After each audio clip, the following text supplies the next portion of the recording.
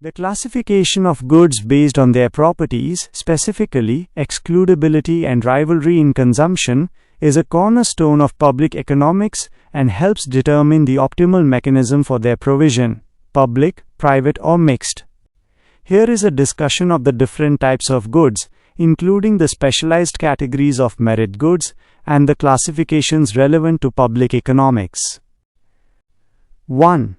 The 4 standard types of goods based on excludability and rivalry. In public economics, goods are categorized along 2 dimensions: characteristic, definition, excludability, the ability of the seller to prevent individuals who have not paid for the good from consuming it. Rivalry in consumption, whether one person's consumption of a good diminishes the amount available for others to consume.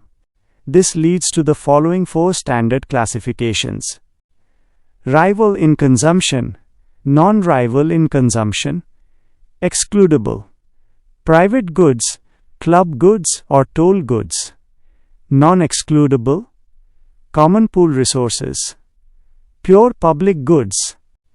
Type of good: excludability, rivalry.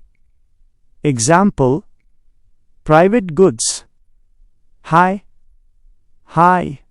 a slice of pizza, a pair of shoes. Club goods, high, low, private golf courses, cable TV, movie theaters, until capacity is reached. Common pool resources, low. High, unregulated fisheries, clean air before it's captured, congested public roads. Pure public goods, low. National defense, basic scientific research, lighthouses. Quasi-private and quasi-public goods. The terms quasi-private and quasi-public goods are often used to refer to goods that fall between the extremes of pure private and pure public goods, aligning closely with club goods and common pool resources. Quasi-public goods. These are goods that are non-rival up to a point but eventually become rival due to congestion. They often align with club goods, excludable, or sometimes with goods that are largely non-rival but suffer from non-excludability. Example: a public museum is non-rival until it becomes crowded. Congestion sets in, introducing rivalry. Quasi-private goods.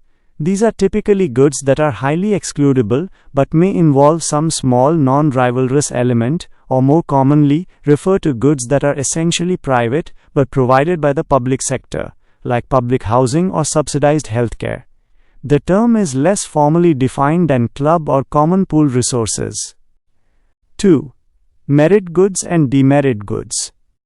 These are special categories that exist due to paternalism or imperfect information concerning the consumption of the good, regardless of their excludability or rivalry. Merit goods.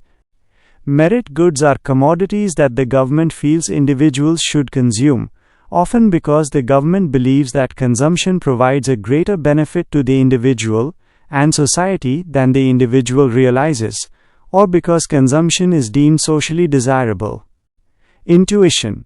The consumer either undervalues the long-term benefit of the good, imperfect information/myopia, or society wants to ensure everyone has access to a minimum standard of the good, paternalism. Provision. Governments typically subsidize or provide merit goods for free to encourage consumption above the level the free market would naturally provide. Examples: education, basic health care, vaccines, museum access, subsidized housing.